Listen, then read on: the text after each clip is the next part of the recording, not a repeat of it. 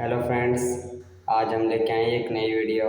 इस वीडियो में हम देखेंगे गाइस कि हम अपने फ़ोन रिंगटोन टू को कैसे चेंज कर सकते हैं। तो वीडियो शुरू करने से पहले आप हमारे चैनल को लाइक और सब्सक्राइब कर लीजिए। तो वीडियो शुरू करते हैं गाइस। तो हम पहले जाएंगे सेटिंग पर। तो हमने अपनी सेटिंग को जैसे ओपन कर लिया गैस, ठीक है। आप देख सकते जैसे हमारी सेटिंग हो चुकी है ओपन। अब जैसे आप देख सकते जैसे यहाँ लिखा है साउंड वर्सेस वाइब्रेशन, ठीक है गाइस। तो इसे आप ओपन करो गैस, ठीक है। तो आप देख सकते जैसे हमारे साउंड वर्सेस वाइब्रेशन हो चुका है हमारा ओपन। अब जैसे आप यहाँ नीचे आओगे तो यहाँ आप देख सकते जैसे हमारे लिखा है फ़ोन रिंगटोन टू, ठीक है। इस तरह से आप ओपन करो गैस, ठीक है।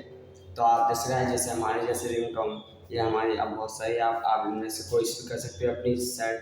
और हमारी वीडियो यहीं तक समाप्त है। मिलते हैं नेक्स्ट वीडियो में और हमारे चैनल को लाइक और सब्सक्राइब कर लीजिए। Thank you.